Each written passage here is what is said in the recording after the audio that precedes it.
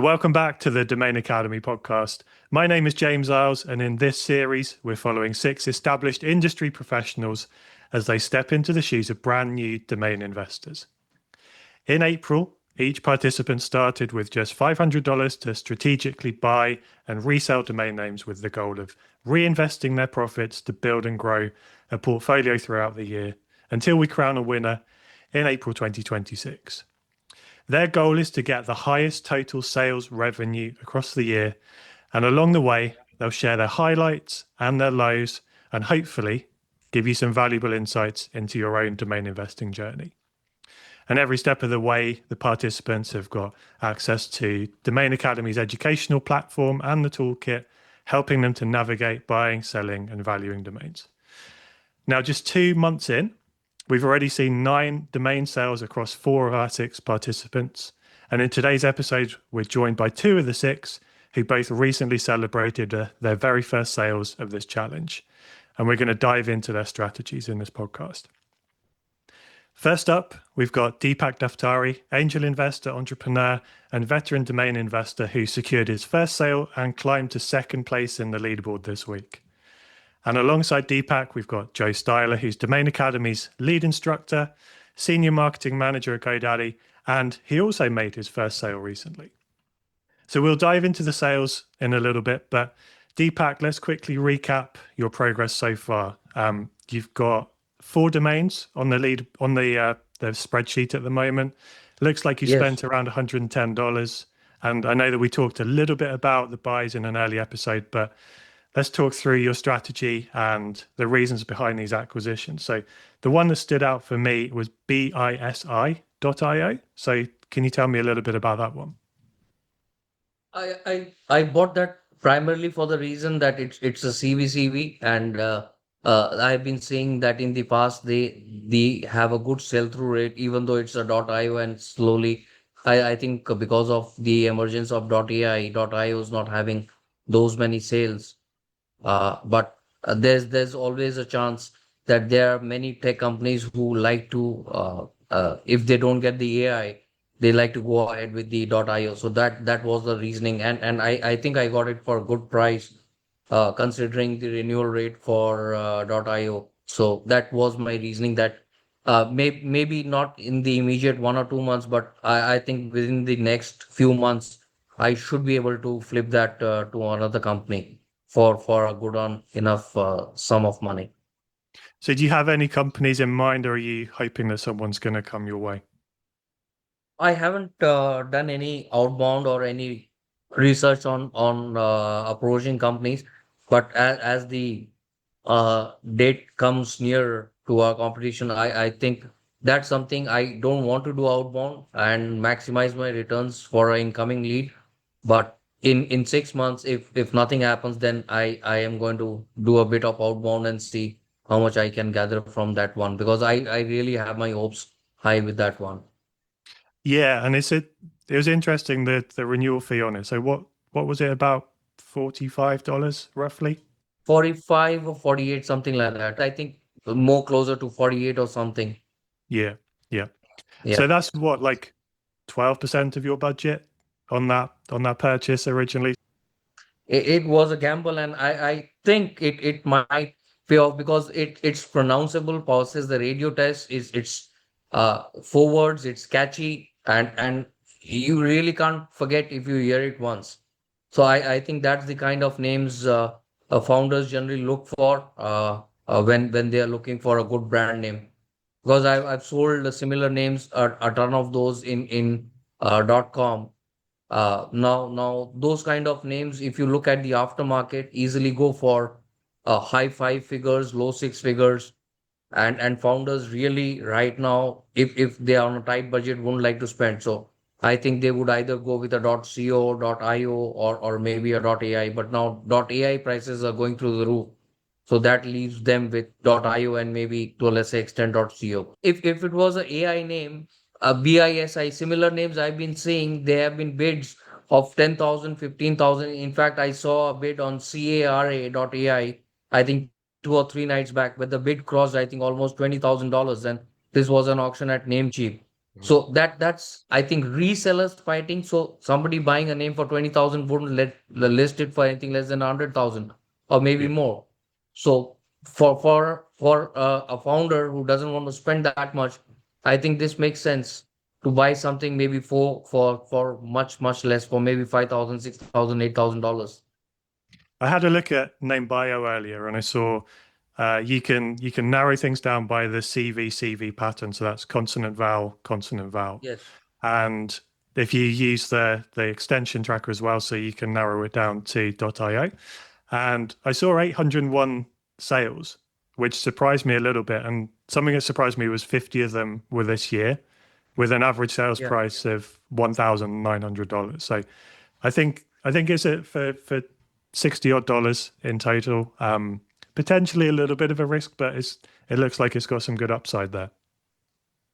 Yes, I think it'll pay off. And if push comes to shove, worst case scenario, I can always flip it for maybe 100, 150, 200 easily.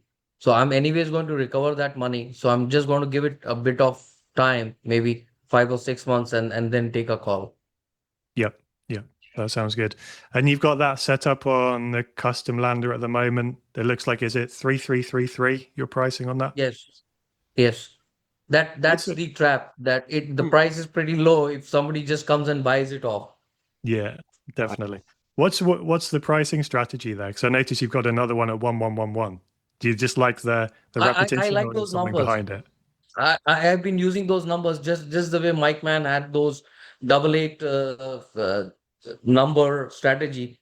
I have always, I think for the last couple of years, I've used this combination of 7777 as the win, and the floor price as 7,000, a slightly lower. So that I don't know. They have some name for those kind of numbers, God numbers or fairy numbers or something, what they call. But I just fancy the numbers. So yeah. Nice. I like the approach. Yeah. Like the approach, definitely. And it looks like you've got another one up there, pankajkana.com.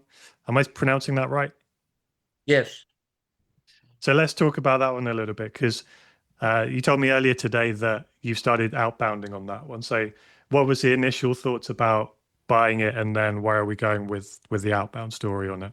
So I've seen, I know quite a few number of people who make a good living just by buying first name and last name, and which are pretty generic names, and they regularly buy them for reg fee, or maybe closeouts at $5 or $10, and they flip it for anything from 600 to 800 to up to $1,100, and they make a very good living out of it. So that was the philosophy. So when I saw it on closeouts, I think I bought this one for $5 plus renewal.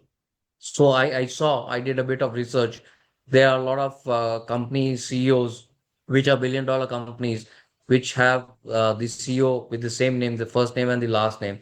So there would be definitely one person who would like to put up his own blog, or maybe or have his personal site or something. So and then there's another company, a guy who runs the company, has a couple of jewelry showrooms in India, who has the same name, a pretty famous guy. He's an astrologer, come jeweler.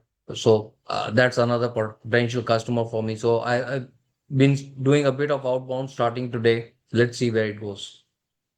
And how are you contacting them? Is it just through email, or I know that Piyush has been using LinkedIn a little bit. What's your strategy? No, just email. LinkedIn works out pretty costly. That's only if you have email. And nowadays, the way they limit things, I want to conserve my budget in buying more names. So maybe it's a bit of more hard work. Go to the website, find out their emails. If the website doesn't have the email, then see, there's always option that companies, big companies, when they have an email ID, it's generally first name dot last name at the name of the company.com, or first name hyphen last name at the rate. So you try a couple of combinations with exclamation marks, and then Google, if the email has ever been used, Google throws up the result. So that's how I get to track the email ID of the person, and then I do a one-on-one mailer.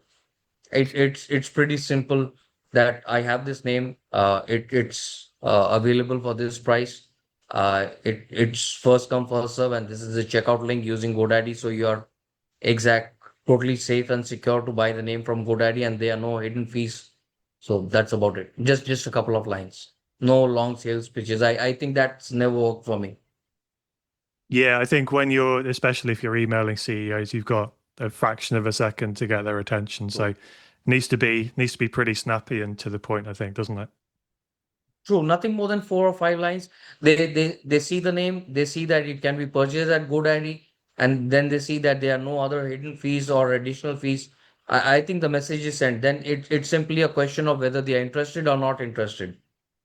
Yep, that definitely makes sense. Do you use any kind of tracking or any tools to understand how many times they're opening or whether they are opening the emails? No, I'm still old school. I haven't been that technically advanced. I know people use a lot of tools which track when people open the emails and all, but then I have my limitations. Either I can look at be at the cutting edge of technology and use all the tools and see who's doing what, whether they're opening the emails, or I might actually look for more names.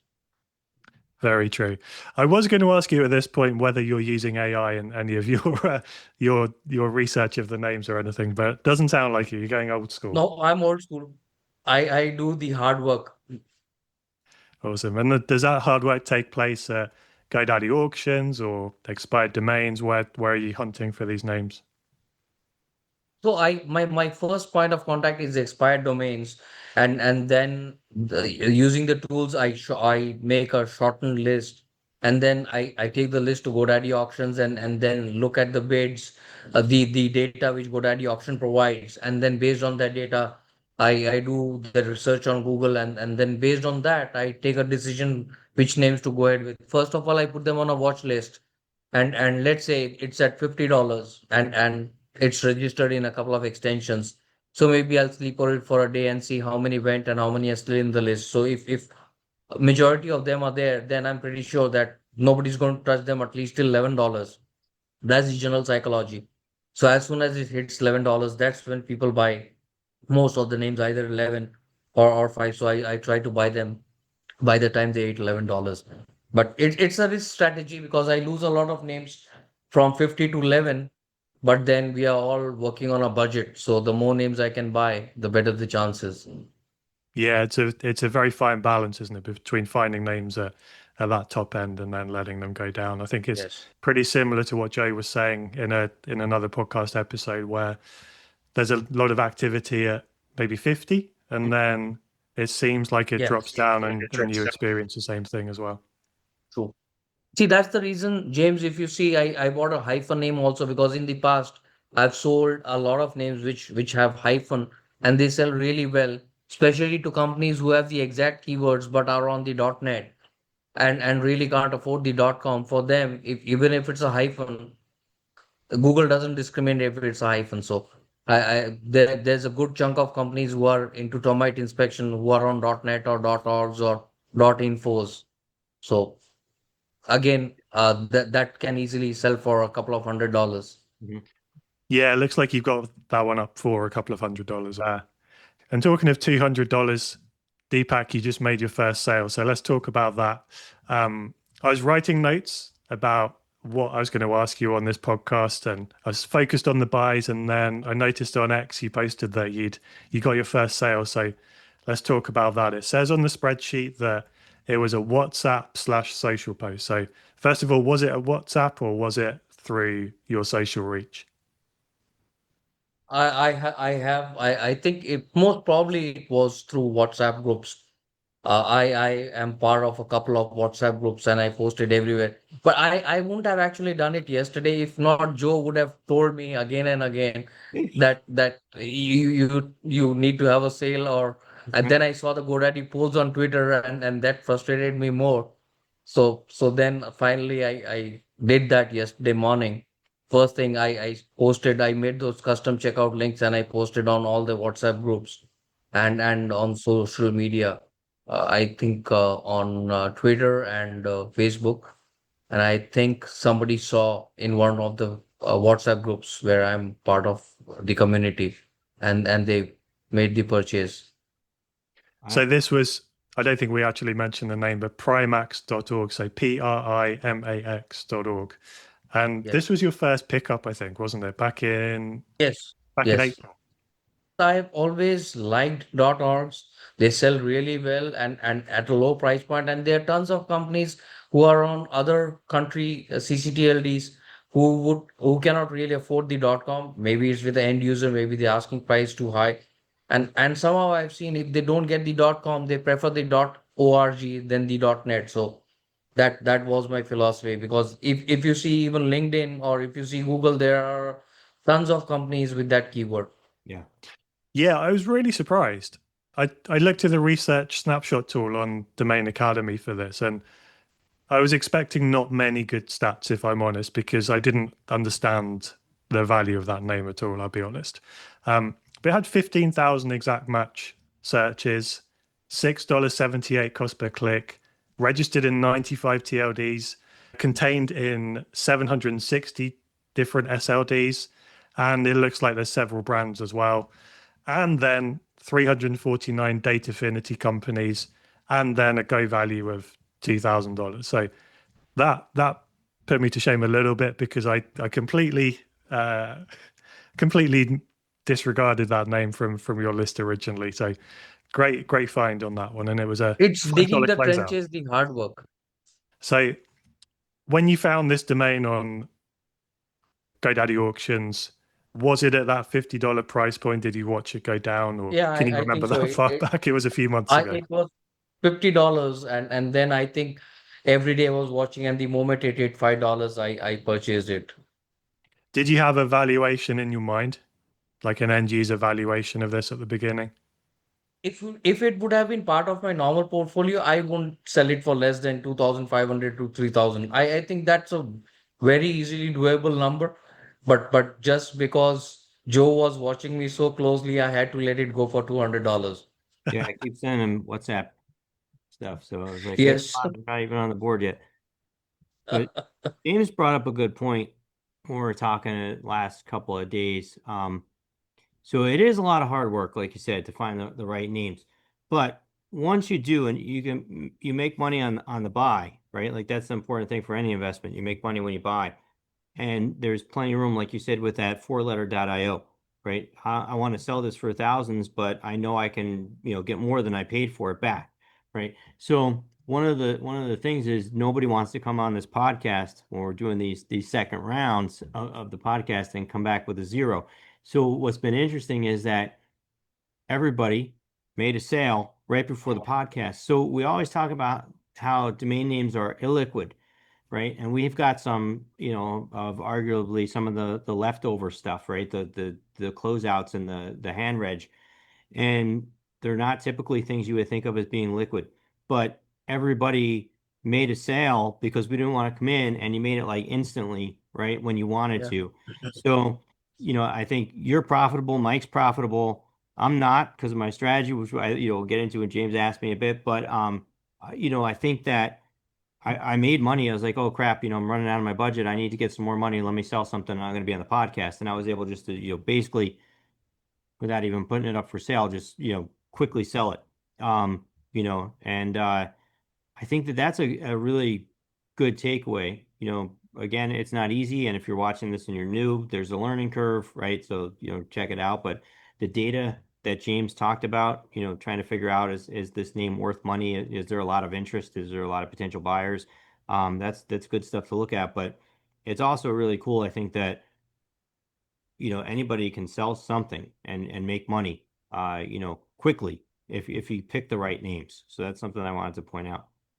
There's a Yeah, small thing I wanted to add to it, Joe, what you said, that when people say domains are illiquid, the point is that they're forgetting to differentiate between the wholesale price and the retail price of a domain name, which is sellable in the first place.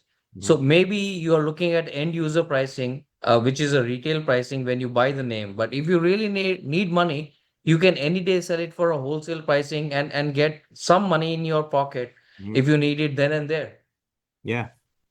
Yeah. So I think yeah. that's really good. Like, I think that these names are illiquid for bad buys. mhm, So if you bought it too high, mhm, if it is a good domain, then it, like Joe says, it's going to be, the money is made on the buy.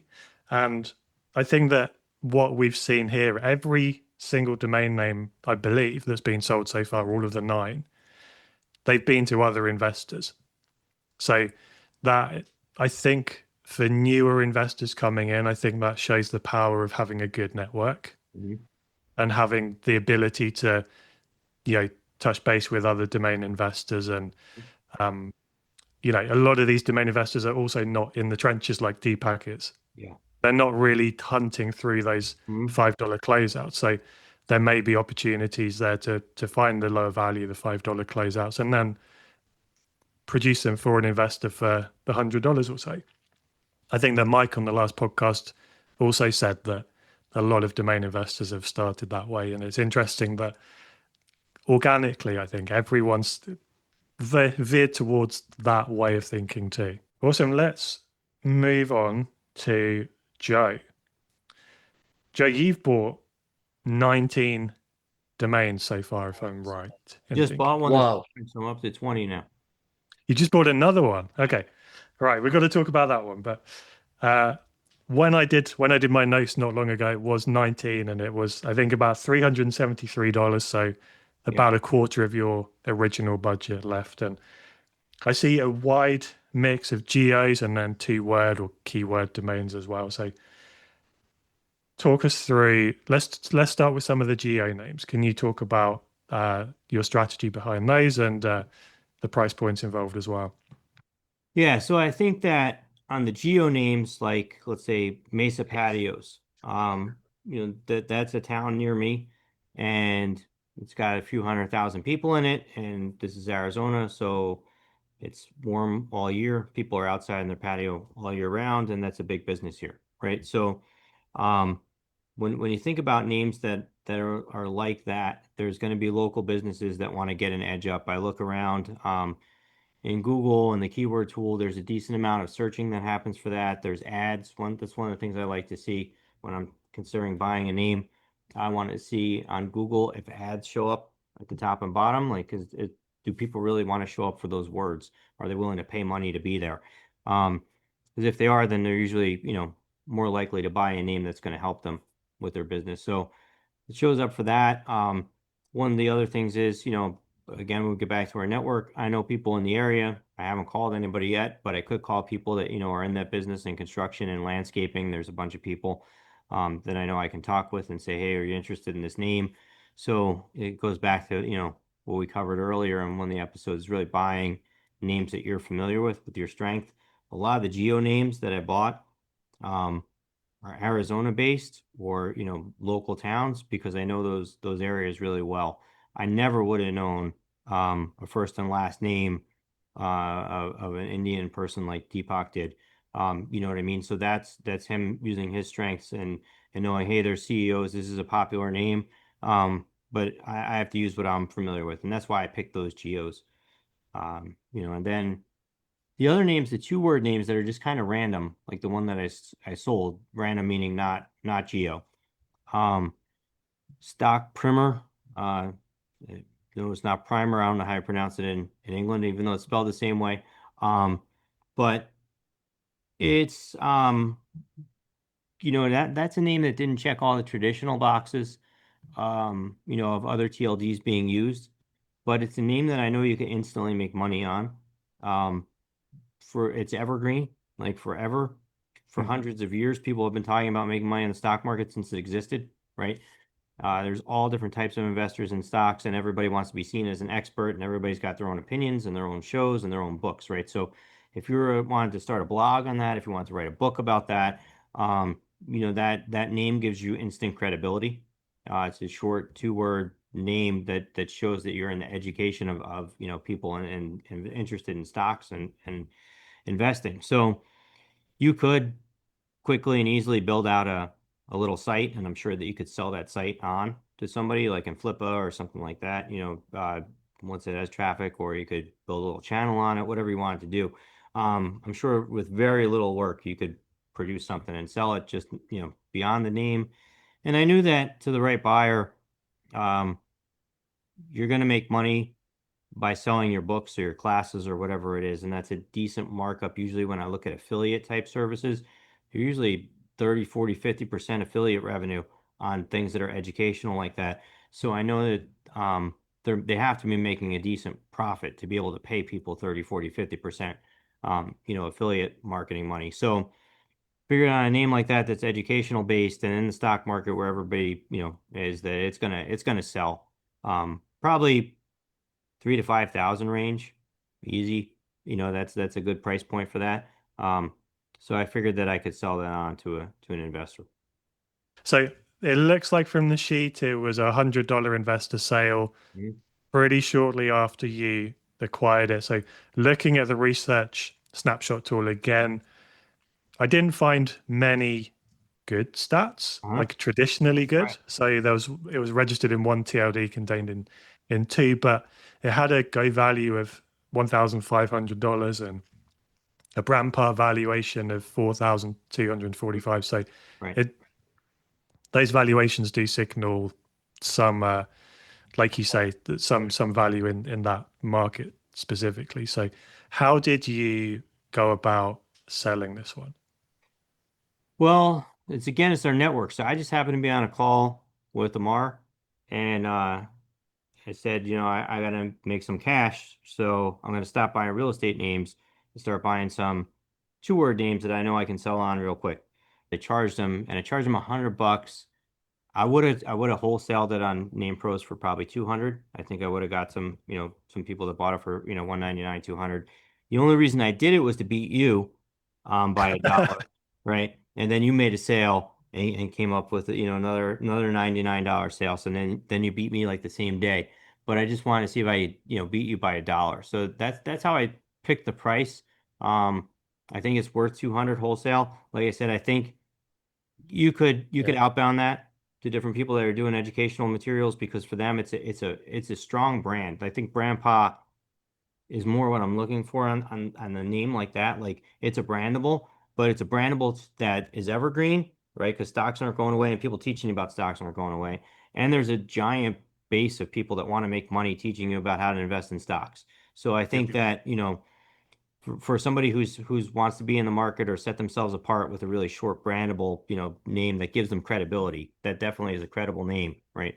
Um, they would pay for it all day long, two, three, $400. So, and then you could just put it for sale, and I think it would sell eventually, in the $2,000 to $3,000 range, just putting it on Afternic on a lander, because it's short, and it's a com. So even though it doesn't have the traditional markers, there's just too many ways you could sell it. So I didn't see any way to lose money on that.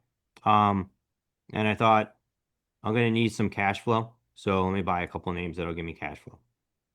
So again, it's finding undervalued names, flipping them to your network, and then reinvesting those profits. You mentioned that you were going to post it to NamePros, and I know the Saiga did the same thing a little while back. So what's the attraction of NamePros for wholesaling names like this? They have a section on the board where you can just go list names for sale at buy now pricing. And they have a couple different sections, but there's like a bargain section, and it would fit in there. People are always looking through that. So I would just put it on there and put it on my, social media. But I think any new investor could go to NamePros and put names for sale there, which is why I bring it up. But I would definitely have put it on social media as well and let people know. I think that's really the top platform to go to if you're looking, to learn from other investors and to be able to be around a network if you don't know people already. I think that's a great platform to be at, and there's always people active on there. Yeah, well, one of my points was going to be, how do people build a network? I mean, if someone's brand new to domain investing or just is kind of doing their thing on their own, how do you build the network? So you say NamePros is one thing, but are there any other options as well? Yeah, I think the other thing that's important to do is to go to in-person conferences, because as much as this is a digital investment type, and people are online all the time, that face-to-face really makes a big difference, to get to know other investors and to hear from them. The conferences usually have some good content and good speakers.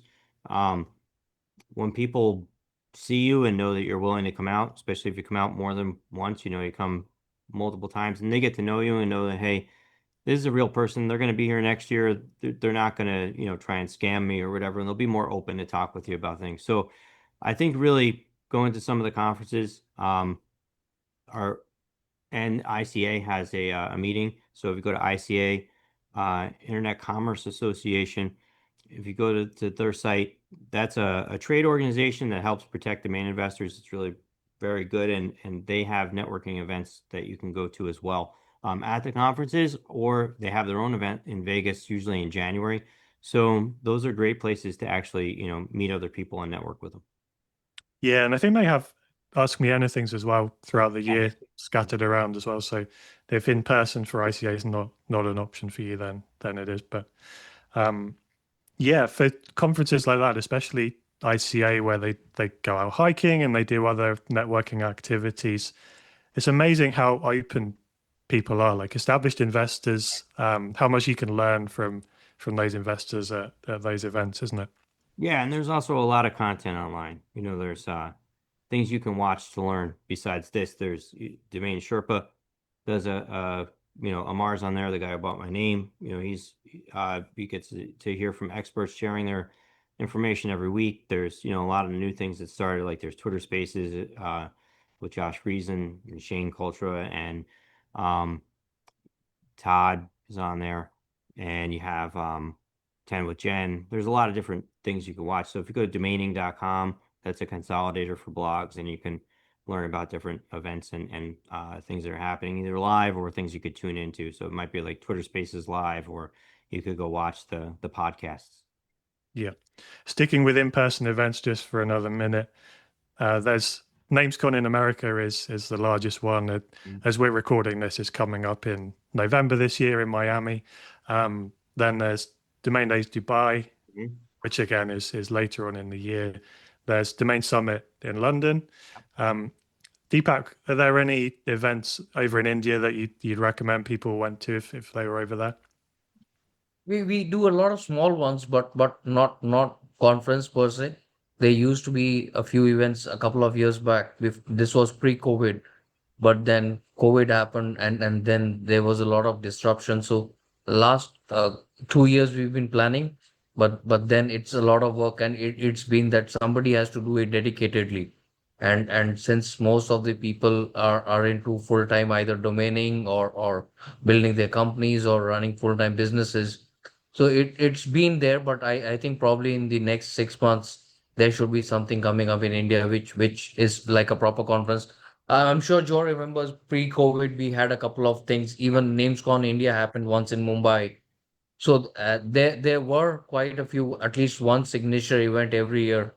So we used to It's, have it. it's So we're thinking probably another 6 months, maybe something might come up. Mhm. So call to action there, follow Deepak, and then if you're in India, then you'll get first notice about these in-person events. Jay, let's get back to the real estate names for a minute, because I've been following you on X, and I notice every so often there's a new video that comes up, or a new thing for the real estate brand that you've built. So I know that AI is very deep into that that approach as well. So can you talk a little bit about what that is and why that's a setup for you? Yeah, I think it goes back to, your strengths and your interests, right? So I'm really interested in what's happening with AI, and I've been playing around with it and trying to learn as much as I can. So I want to try new things, and I think, okay, well, let me try this out and, use it with my domain investing. So that's how I've been able to make commercials. But before I get into the real estate strategy, I'm going to back up a bit and just talk about strategy in general. Like, James, you and I have different rules because we're in GoDaddy. So we can only buy closeout domains after they've been priced for 12 hours, which, Deepak, you think you see a lot of names disappearing. Imagine if you had to wait 12 hours after the price changed, right? Like, all my stuff on my watch list just disappears. So, we have that, and then we can buy hand registration names. So I can, what I would normally do is exactly what Mike Sires doing, where I would go and buy names that are two-word.coms and then try and flip them to investors, and then get a bunch of money and then use that money to buy other names. And I did a video last week. Last week on how you can use GoDaddy's Domain Academy tools, the Afternic Advanced Search, to find undervalued names. And what I would have done is I would have tried to sell these 2-word names like Mike did, get money, and then use that money to then jump up to the next level. So I want to share, like, these are names that were available at the time of the video. And almost all of them are registered. They almost all instantly registered after I sent the video out about them. So allspice.org, that's still available. That's just one I love to cook. So, I mean, I would have picked that up. It's a cool brandable blog name, kind of like Deepak said. You can't get allspice.com. If I'm just an influencer and I want to talk about cooking and make a, Instagram and TikTok and whatever, allspice.org is a great brand that's worth a lot more than 200. So I found allspice.org for 200 on that tool, sleet.org. Joe, Yeah. just a sec. You said when we introduced this that it was available to register. Yeah. You mean available to buy through? To buy through Afternic, yeah. Yeah. Not registered, to purchase, let's say that. So they were available to purchase at the time I made the video, but they're not, they're not anymore, because once I put the video out, people bought them instantly. But I would have bought these names after I stacked some money up. This is exactly, like what I would have done. There's beansprout.org. And then these are the great ones. So then riddles.ai for $295, unwrapped.ai for $499, dropkick.ai for $500, scurry.ai for $319, tp.co for $475, and tariffs.co for $495. So those kind of names, to get those 5 AI names for under $500 a piece, one words, brandable type names, they're going for a lot. Like Deepak just said, consonant vowel is going for a lot. If these were on like a name find or a Namecheap AI auction, they would have been probably 5-figure, if not definitely 4-figure in the wholesale range. So that's the strategy I would like to pursue, but we're not able to use once we get a bunch of money, we can't use that money to buy more names. We can only buy like these cheap names. So if I get $5,000 and I have to buy $5,000 worth of $5 closeouts or hand reg, so I had to figure out a different strategy. I thought I could just buy a bunch of these names and maybe sell some here and there for $100, $200 each, and then I can kind of get a few $1,000s in sales by the end of it and not show up in last place. On the leaderboard, right? So I had to think about outside the box, how can I win? And I don't think I can win by doing that strategy. Although for people watching, that strategy that Mike's doing is a great strategy to follow. You don't have the same restrictions that James and I do. So within my restrictions, I thought, okay, what am I going to do? I'm going to have to sell to end users, right? And it's really hard to do outbound. And it's hard to do outbound for like all these different industries, right? So I try to pick one industry so that I can narrow my focus, and I try to figure out like how can I just get names that are good for these people that buy and sell homes. How can I focus on one area and find names that are going to benefit them? Because the more I can dig into this, then the more I'm going to be able to have better conversations with people about the value proposition of a name, how it can help their brand, what kind of ROI they can make if they sell one extra house a year. What is that worth to them? I've been trying to pick up names that are in higher value real estate areas. So like Redwood City is in Silicon Valley, and the median home price there is 2.2 million. So, a couple percentage points on that is a lot, compared to what you might get from, spending $2,000 to be Redwood City agent. So what I'm trying to do is focus in on one area. I've been trying to talk with realtors to get their feedback. What are you looking for when you buy a domain name? Do you think about branding at all?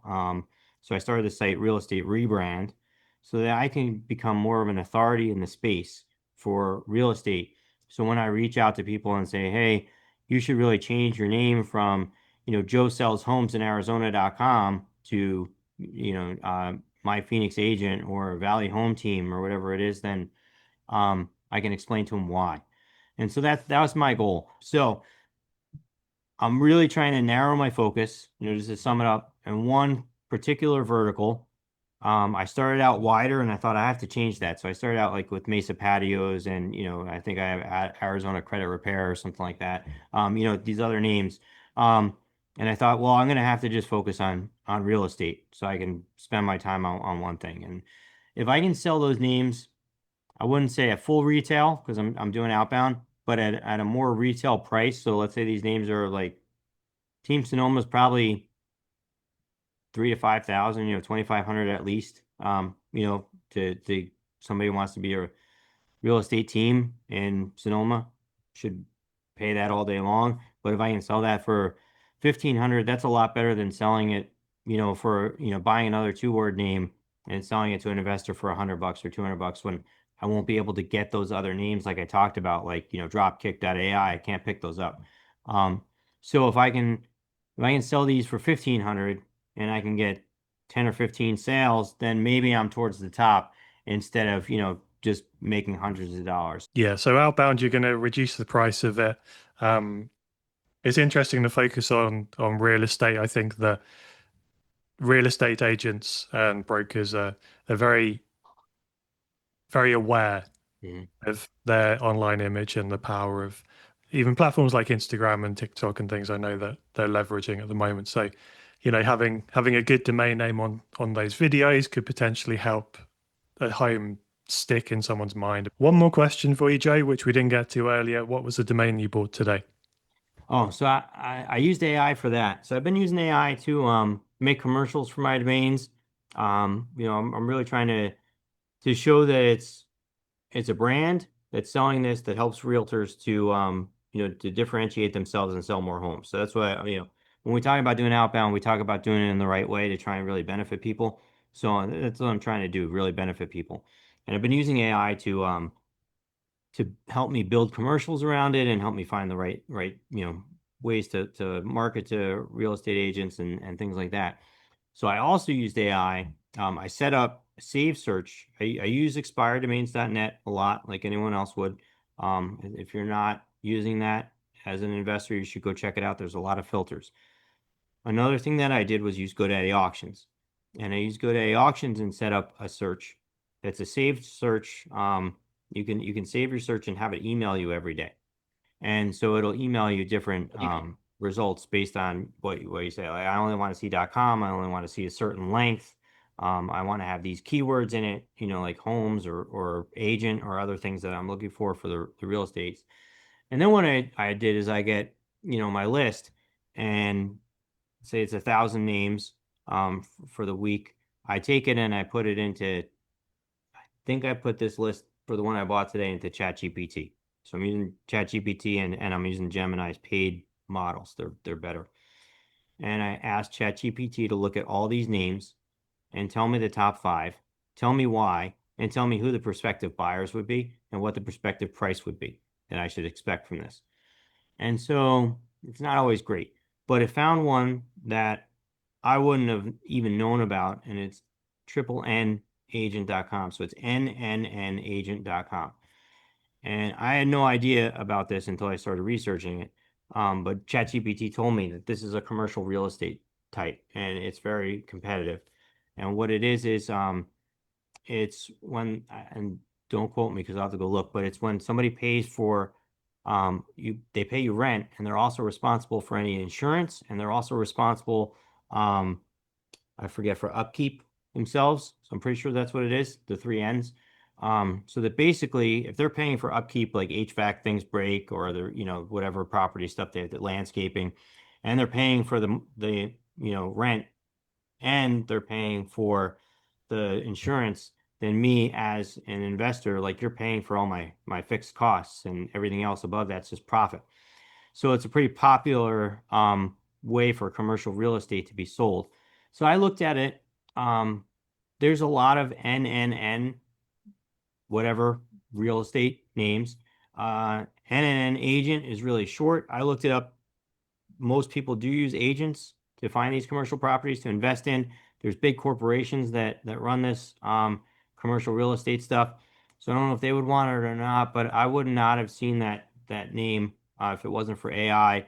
And I waited till it got to $5, and I'm going to try and see if I can, sell it. It seems like it seems like a good name, but again, it's something that I just learned about. So we'll see. Maybe I'm wrong. Maybe they're like, no, nobody would ever use that. But there are names, and I looked in NameBio, and NNN has sold before. NNN something. So I did NNN and starts with, and it was real estate related names. I think like maybe NNN properties or things like that. So I thought, okay, this seems like it's a decent name to try out, and it fits with it. And I found that through AI. But most of the time I just do the hard work of, looking through all these lists and trying to figure out, what's the number of extensions that are taken or other things like that. I imagine that ChatGPT is not very accurate a lot of the time, but when I imagine you've probably got the filters on expired domains set up for word.com, so NNN agent is never going to be on the radar for something like that. So in those situations, probably a good use of AI. Do you see, Deepak, do you also, this is a question to you, do you see yourself using AI more for Joe? And then Deepak, do you see yourself using AI at all in domain searching? I think it would, the way I've been functioning for these years, I have been going through this list for years now, every day, dedicatedly. I think it'll cost me more time if I try to learn getting this list, downloading them, then putting it through Chat GPT, and then seeing the results the Chat GPT agent or the Gemini agent is throwing, and then validating them, and then going through each of them. I would rather go through that list, use my experience, and use things I've been doing, some of the tools I've been using while looking at this list using Google and the other tools. I think for me that would be much faster. See, AI has its own potential. I definitely agree, but maybe it just doesn't work for me because certain things I think best work the way human mind works, the way we analyze things, is the way the end user might be looking at the name rather than the way Chat GPT looks at the name. So for me, the philosophy is that if I'm buying a name, it's another person on the other side who's buying the name from me, with similar thoughts, which might not totally align or gel with the way the logic of a AI system works. So that's my philosophy. So not definitely for me as of now. I don't know. Maybe that philosophy will change, but right now, no. Yeah, it's difficult for it to replicate your gut instinct that you build up for all Yes. those years. Yeah, for sure. The problem is the results which come out of your queries, however concise or precise your prompts are, there's always a margin of error because a machine thinks based on its own boundaries and parameters, whereas the human mind thinks beyond what's obvious because there's one word can be interpreted by 10 people in 10 different ways. So I see it that way. Yeah, very good point. Yeah. Joe, what about you? Um, I think it's good to a certain extent. It's not there yet, but I want to play around with it because when it is there, then you're going to get a big advantage if you could be the first person, using it, one of the first people until, whenever. But um, it did find a sale that I didn't see on NameBio for that triple N. And it, found a $15,000 sale, which I didn't see in public, but I researched it and found that they were right because I asked it, where is it? Not, a lot of times AI will just lie, which is another thing you have to watch for. But I think that was helpful. The other thing that I've been finding is helpful is large data sets and combing through that. So I did a video a couple weeks ago. I posted on Domain Academy's YouTube channel about trying to reverse engineer trends. So I think on bigger things like that, if you can be one of the first people to spot that trend, it takes a lot of your time to watch what's selling, or you could just grab, and what I did is I just grab, sales data from a bunch of different places that publish it, like Ron Jackson's on dnjournal.com, and I looked at Leanne's crunch.id, and I looked at, CEDO's listings that they publish, and I've been playing around with Grok to try and get them to be able to read the pictures of all the people that post what they sold on Afternic, so they can show. And then I threw all that in and asked it to try and find me what keywords are seeing a higher velocity, like what's ticking up. or what sales prices are going up. And it's not there yet. But I think that kind of stuff is exactly where AI can shine, and it can help to give you a leg up. But the one name that I found, there's a lot of names. The other 4 names were complete garbage that it told me to buy. And so don't rely on AI if you're a new investor.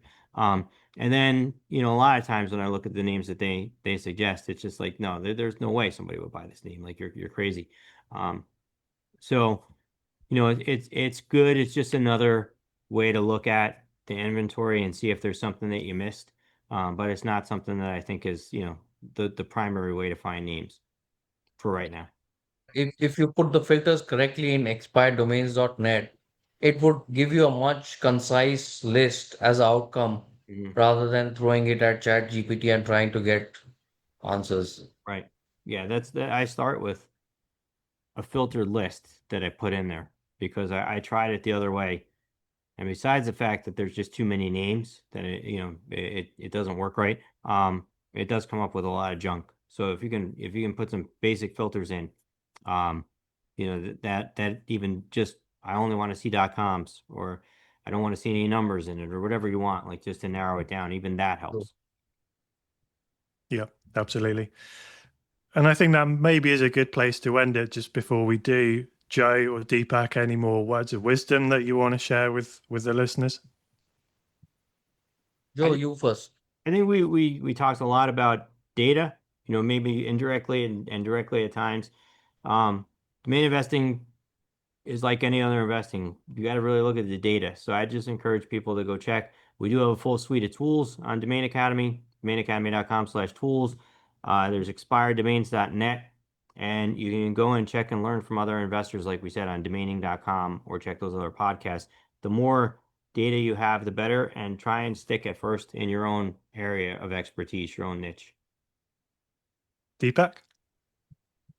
I think I'll stick with the age-old saying that there's no shortcut to hard work. If you do the same thing again and again and again, you reach a point that things really start coming to you automatically. There's something called muscle memory, or whatever the real term is. But if you do the same thing again and again, I think that's practice makes it perfect. So there's no shortcut to hard work. There's still tons of names to be found. There's still marginal names which nobody's touching, which you as a new investor you can still buy for 5, 10, 15, $20 and easily flip for 200, $250 even on the forums, and make a good bunch of money to probably in a few months buy higher up names and go up the value ladder. I think that's a perfect place to end it. And Deepak, Joe, I appreciate your time, and I'm sure everyone listening does as well.